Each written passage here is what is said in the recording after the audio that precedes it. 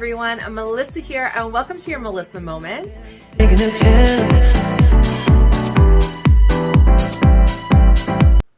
Hello everyone, Melissa here. Welcome to your Melissa Moment and welcome to Wellness Wednesday.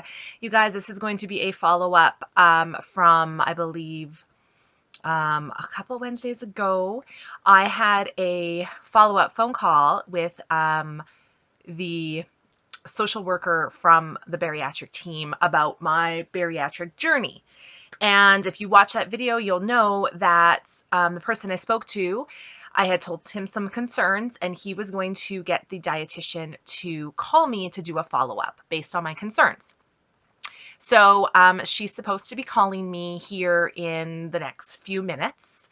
So I thought I would record this phone call as well to show you the difference. I had mentioned before, I felt that I wasn't getting supported from the bariatric team. I wasn't being listened to, all of that kind of thing. The last phone call with the social worker was very positive and very good. He's new to the team, and I really liked how our conversation went. I felt like he listened to me. He had some really good feedback. He had some good suggestions. He told me he was going to pass on my concerns to the dietitian or the nutritionist or the nurse or whoever it is. And he actually did. They had called me that exact same day to make an appointment with that other person. So he did what he said he was going to do. Now, that phone call with that social worker has not been my experience with the whole bariatric team. It's very different than what I've been experiencing thus far. The phone call I'm supposed to have today is with a member of the bariatric team that's been there since I started the program, like on day one. And I just feel like my phone conversations with this person go very different than my last phone call with the social worker went.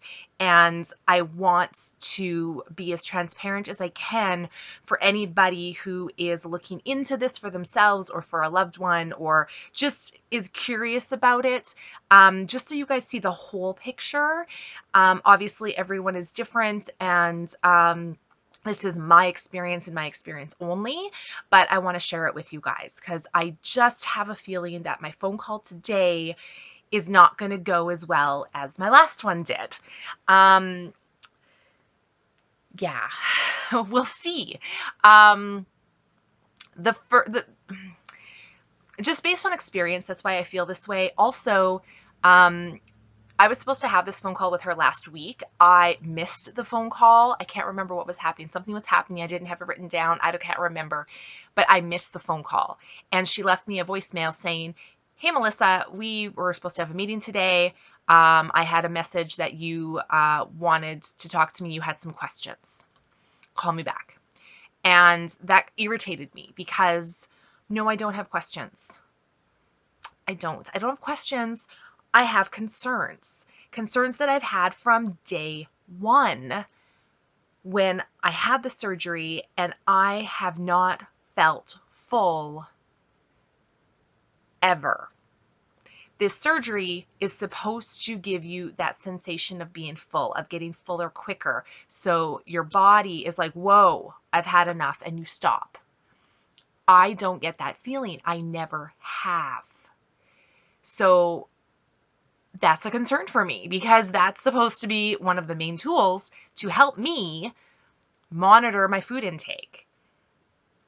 It's not there. That's my concern. Am I losing weight? Yes. Am I losing weight at a speed I think I should be? No. Am I happy losing weight? Absolutely. I don't want anyone to think that I'm not grateful or thankful that I am losing weight. I just feel like I'm really struggling with it. And it doesn't make sense to me. So this is a concern. And that's kind of what I want to just get some answers to. I want to be like, hey, why? Like, this doesn't make any sense to me, you guys. Like, I don't know. So, she should be calling me soon. I am going to, if you listen to my last call with them, I did do a little pre-recorded message saying, hey, you're being recorded, just so they're aware they're being recorded. And then I put my phone on speaker so you guys could hear both sides of the conversation. I'm going to try to do that again today. The last phone call was over an hour with the social worker. I don't think this one's going to take that long. I think this phone call will be 10 minutes, maybe 15 minutes. I think it'll be quite quick. Every phone call I've ever had with this person has been very quick. I'm sure she's a lovely person, but I do get the feeling that she's a little dismissive when I've spoken with her in the past. Now, maybe things have changed. I don't know. Maybe things have changed. But I also know I am about 9 months post-op, and I also feel like when you're on the other side of the surgery, I get the impression that they really don't care anymore. You know what I mean? Like, they really are on you before surgery to make sure you're doing stuff right and you're blah, blah, blah, blah, blah, blah, blah, blah, blah. And then once you're on the other side of it, it's kind of like, well, this is the way it is. Just listen to your body. Your body knows what it's doing. Oh, you must be eating the right amounts of food. If you aren't getting that full sensation, good for you. And it's like, no, that's not, no, no, no. So we'll see what she has to say today. I don't know. I don't know, guys. I'm trying to be optimistic. I'm trying to be open-minded. I'm trying to give her the benefit of the doubt that she's going to actually hear me. And I don't know. I don't even know how this can be fixed. Like, I don't get the full sensation when I'm eating. I don't know if it can be fixed. I don't know. I don't know if inside everything is where it should be, or if something isn't quite right. I don't know. I'm not a doctor. I haven't gone to medical school for this specialty. Like, this is kind of where I'm looking to the people who specialize in this for answers. And so far, I feel like I don't have any. So she should be calling me soon. I'll see if I can tie you guys in just so you can hear, both sides of this. Because I want to keep bringing you guys along on this journey. Good, bad, or ugly, I want you guys to see it all. So I'll be back when she calls, and you guys can listen in. Here we go.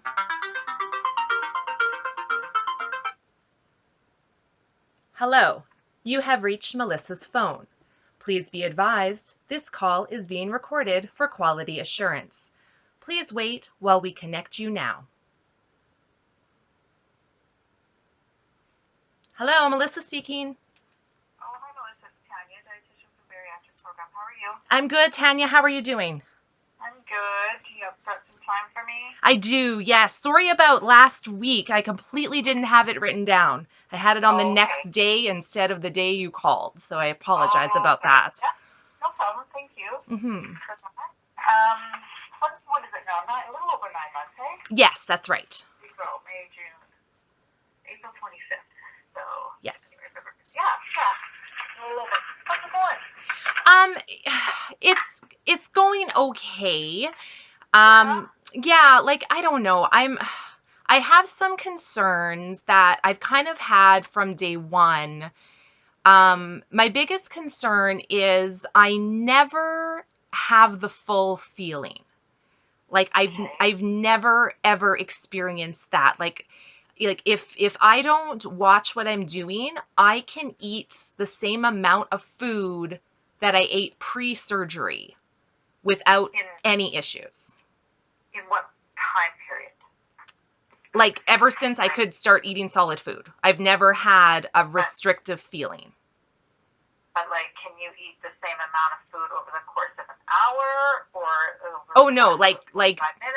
Oh yeah, like quickly, like without pacing, just eat, like, like just, no pacing, no nothing, like just eating like I would have pre-surgery with no restrictive feelings, no nothing. Like, I've never had, that feeling of my body feeling full or feeling pain or like anything.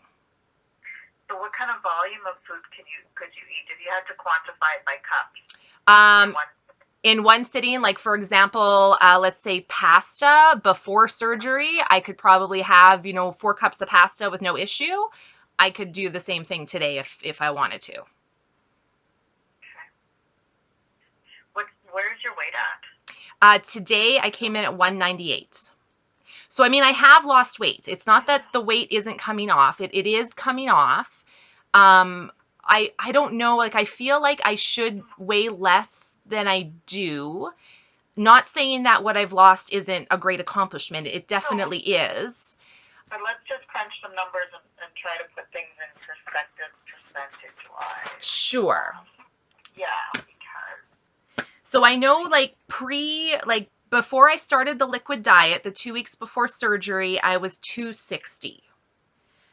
I don't know what I was on surgery day. So liquid diet, 260. So that would have been your highest weight with us. Yes. And then surgery, I've got everything in kilograms. Surgery, 246. Okay. So I guess in the last, we'll say about 50 pounds or so since surgery. Right. Or so.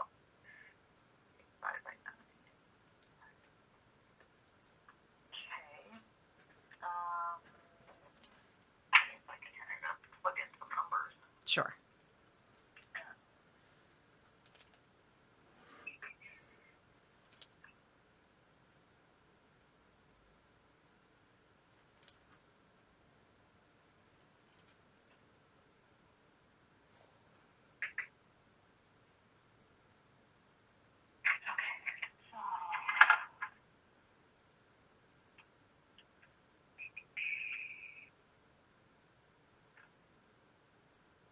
When you look at what's typical with Roux-en-Y gastric bypass, and I'm just talking, when you look at the research, when you generalize, because we look at what's common for percentage of weight loss to kind of help sort of gauge where patients are at. Okay.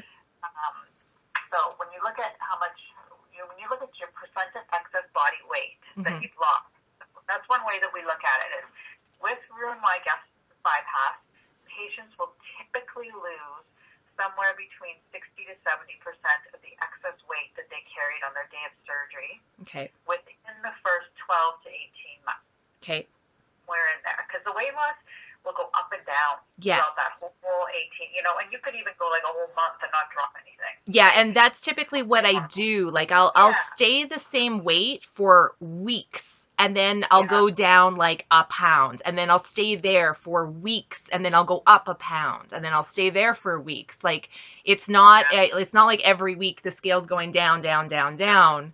It's very and I would say that is super common. So, okay. So when you look at the just percentage-wise, numbers-wise, nothing else. So like I said, 60 to 70%, very common.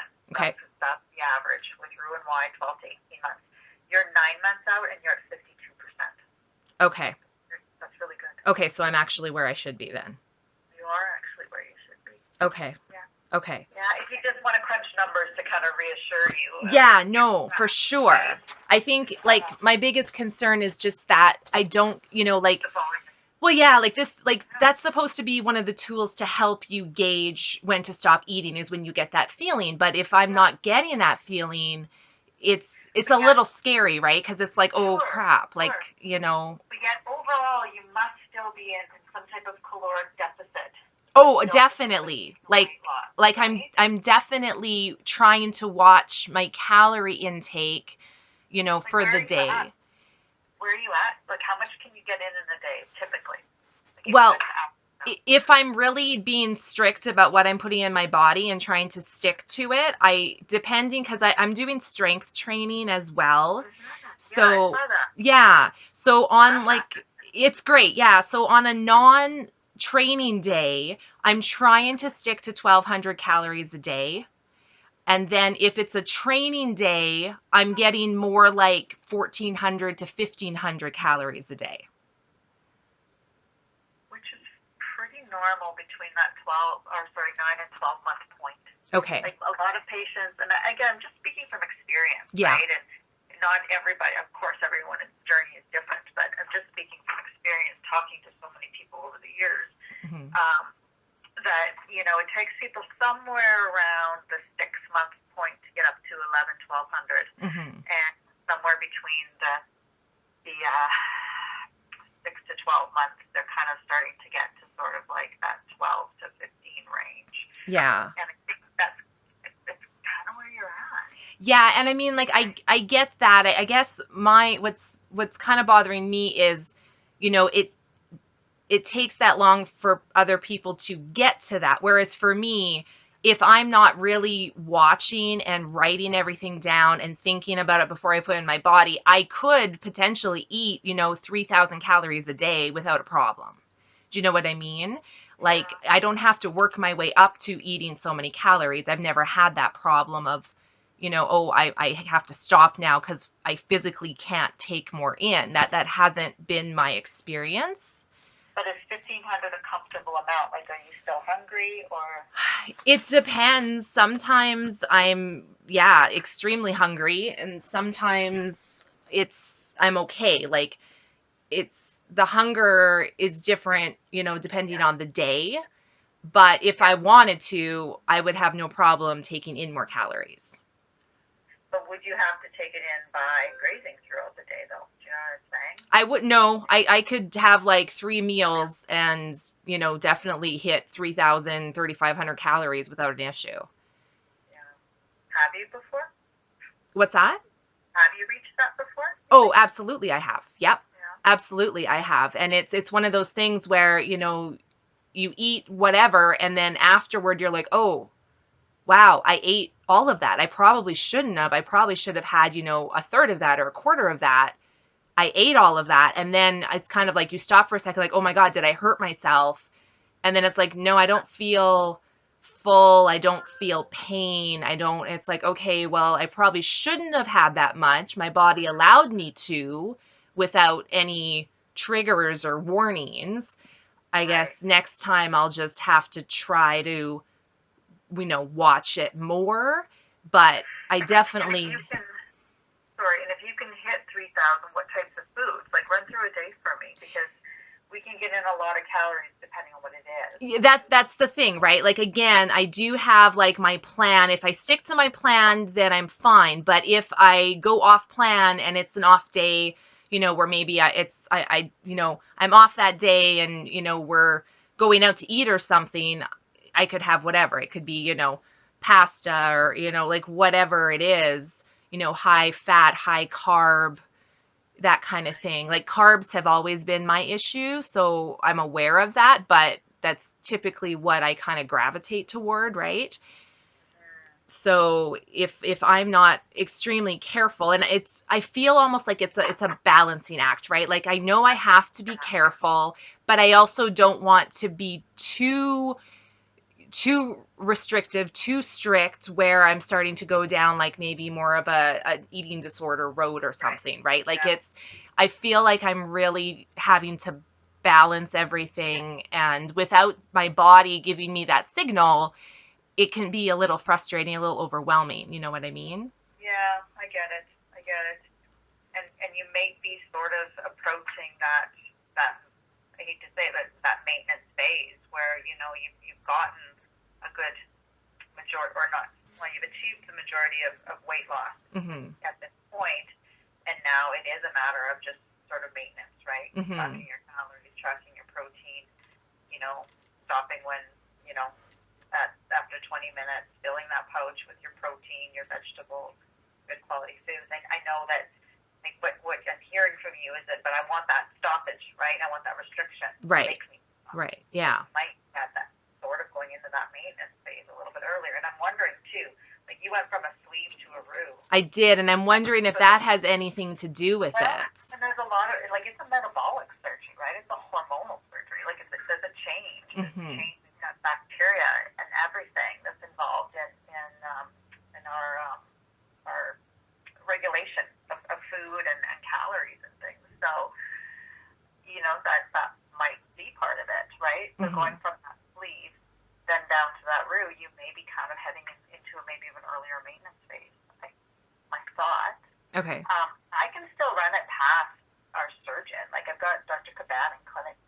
Okay. what he thinks. Right. What he could do about it, I'm not sure. Yeah. Yeah. I can ask him. Okay. Just, get his opinion on it. Right. Are you keeping your food records though? Like, are you tracking all of this?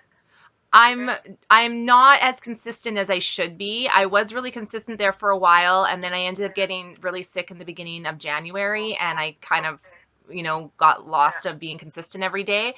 I'm trying to get back into keeping track daily, but I haven't been doing it daily, if I'm being 100% honest. So, because that's one thing to do too. So to get back to the basics, yeah. right? To get back to the tracking every day.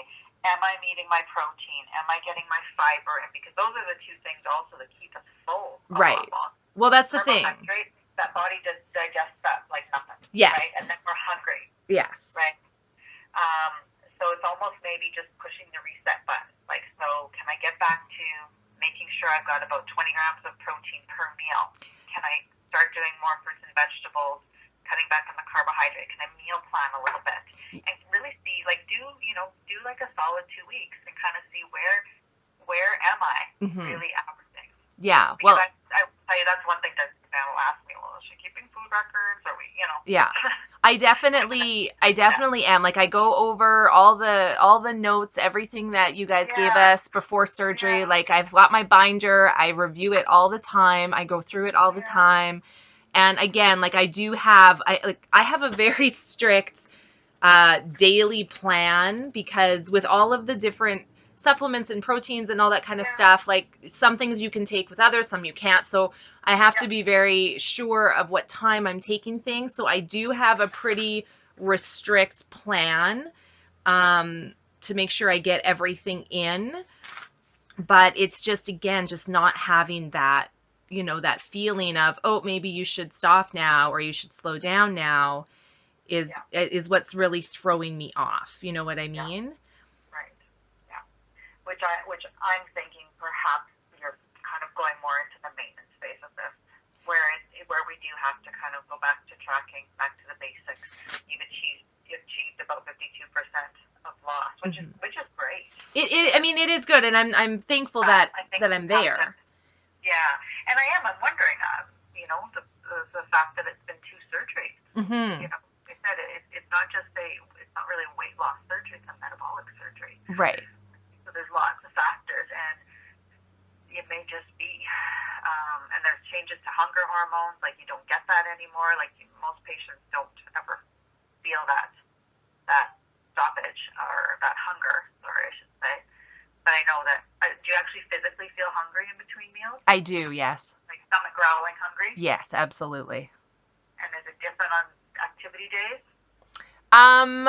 It depends. I mean, I would say I'm probably a little bit more hungry on training days, or the next day, like when I wake up after a training day, I'm extremely hungry in the morning. Okay, yeah. Do you have anything in the evening? On training days, yeah. Like, on training days after I get home from the gym, I do have protein, like a protein shake. And then, like, I usually, because my training days start at 5, I'm usually eating supper like at 4 before I go to the gym, because I'm in the gym from 5 to 6. So then when I get home around 7, I'll do like a protein shake after the gym. So that's usually what I'm doing. Like, I definitely have higher protein on training days than non-training days. Yeah, for sure. What about fruits and vegetables? Yes, I pretty much eat like a vegetarian vegan diet. So my diet is full of fruits and vegetables and, like beans and tofu and things like that. So yeah, like on a training day, I'm getting about 106 grams of protein on a training day. And a non-training day, I'm still getting roughly about 90 grams of protein. Okay. That's pretty good. Yeah, so I'm definitely, making sure that I'm getting that in. I am following everything you guys have given me, like, as closely as I can to make sure I'm doing everything right, because I want to maximize this as much as I can. So I'm doing my best to follow, all of your recommendations. And at least the good thing is, numbers wise, and you come down, it's good. Like it's not like we're, sitting back at where we were close to surgery day. So that's positive. Right. I just think perhaps this is sort of moving into the maintenance phase where we have to start sort of going back to square one, and stopping, portioning, no more than a cup and a half of food, stopping, those types of things. Okay. I really think that's kind of where we're at. However, I can still run it by. Yeah, I would appreciate that, just in case there's something else that, I can maybe be doing or something, because... Yeah, I think it's probably, and I'm wondering if just because of the two surgeries, you're kind of heading into a maintenance phase a little bit earlier. Okay. And I think that's okay. That's, and because sometimes that's how it happens. And then, patients just have to back to square one. Now we've achieved a large percentage of weight loss. We have to maintain. And it's, again, measuring things out, stopping, after the 30 minutes, no matter what's left kind of thing. Okay. But yeah, I hear you. I do. Yeah. I do. And you're doing what you can, and at least the weight is still coming down slightly, but it's coming down. Right. I'm thinking you're probably, that's even 5 pounds since you talked to Craig on the 25th. Right. But I think we're heading into more of a maintenance phase. Okay. And like, do you think that's just because I don't feel restrictive? Because I've never had that. So does that mean I've been in maintenance the whole time? No, you would have had to have some restriction in the beginning. Melissa, nothing in the beginning? No. At all? Like, straight out of surgery, you could eat 4 cups of food. Well, I didn't, because, I stuck to the plan. So it was like, eat, this much, go up to a cup. But I never got a full feeling. Never. Not a full feeling. It's like it's a pressure. No, never. Kind of like on the esophagus. No, nothing. Not a thing. And my husband also had the surgery, so he gets it, because because we eat the same thing a lot of the times, right? So he'll eat, and he'll literally take half of what I give him, and he'll be like, oh, I'm so full, I can't eat another bite. And I'm like, okay.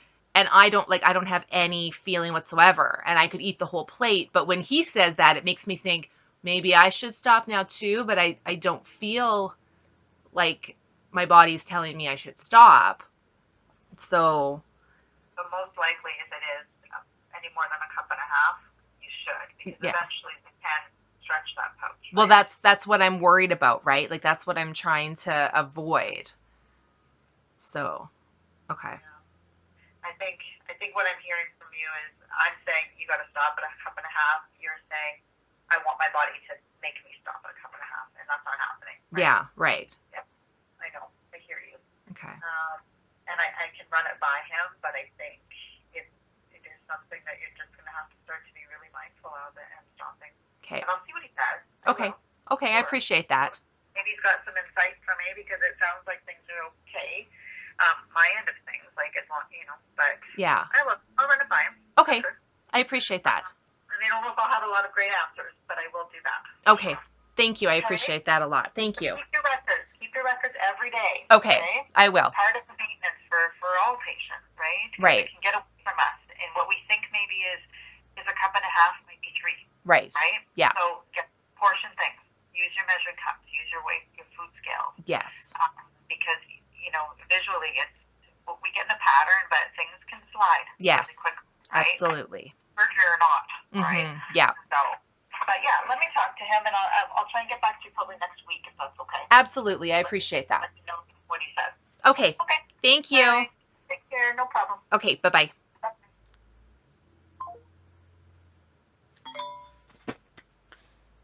Okay. Well, that was 20 minutes.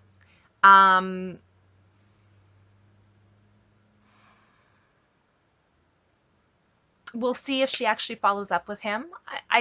She will. I don't know. This was definitely, it's hard to say. Like, again, I've said from day one, I don't think they really know. I think a lot of this, because patients are different, I think a lot of it is just like, well, this is what we do. We do this surgery, and typically this is the results we get, and this is typically what happens. And I think that's what they tell people. But I don't think they really know. I think a lot of it is, oh, okay, well, this is what's happening to you, so I guess we're just going to have to go with it. She is right I do need to be a little more consistent with keeping track of my food. I was doing really good until I got sick in January, and then I just haven't kept track again. So I am going to try to get back into that, because that's the only thing that I'm not doing that they tell you to do. I'm doing absolutely everything else they tell you to do. So I'll get back into keeping track of what I'm putting in my body and see if that is any improvement. I'll do my best to stick to no more than 1.5 cups of food every time I eat, which, that's, we're going to get there. And we'll see if that's any improvement. It was a little encouraging, though, for her to say, doing the math, that, 60 to 70% excess body weight you lose in 12 to 18 months after surgery. I'm about 9 months out and I've already lost 52%. So I'm actually doing really well according to the math. So that's encouraging. I think I'm just, again, trying to compare my weight loss journey today with my first weight loss journey. And I feel like the first time around, the weight loss was just like this. And this time I feel like it's like this. And it's hard for me to wrap my head around that. But yeah, I think maybe I just have to not be so hard on myself. I need to just keep doing what I'm doing, take a little bit more notes of what I'm putting in my body and when I'm putting it in my body, and watch my carb intake, sugar intake, all of that kind of stuff, and just keep up with the strength training. And, we'll get there. Like I said, I've said it time and time again, weight loss, it's not a linear thing. There's going to be setbacks. There's going to be ups and downs. It's the trying not to get discouraged. That's what we got to focus on. So I'm going to regroup. I'm going to start tracking. We're going to keep going ahead one day at a time, and eventually we will get there. I do have some goals in my head of what I want to hit. I don't think they're unrealistic. I think I can hit them. I might just have to move my timelines a little bit, which, we can do that. So thank you guys so much for watching this Wellness Wednesday. I just wanted to bring you guys along, transparent as much as I can, just to let you know that for those people out there who are maybe watching this that think weight loss surgery is easy, I can tell you it's not. People who think that it's a cop-out or, oh, you're taking the easy way. No. Weight loss surgery is definitely not easy. There's ups and downs, and there's a lot of mental anguish that can go along with it. So definitely not easy. For those of you out there who are contemplating weight loss surgery, like I said, research, talk to people, talk to your doctor, talk to other people who have had surgery, talk to, as many people as you can before you make that decision. It is not an easy thing to do. So make sure you research it as much as you possibly can. And if you decide to get it done, whether you decide to get it done where you live or you decide to go to another country, again, it comes down to research. Make sure you know who's doing your surgery, look up their credentials, look up references before you do anything, because, things don't always go the way we want. So thank you guys so much for watching, and we'll see you guys in the next one. Bye.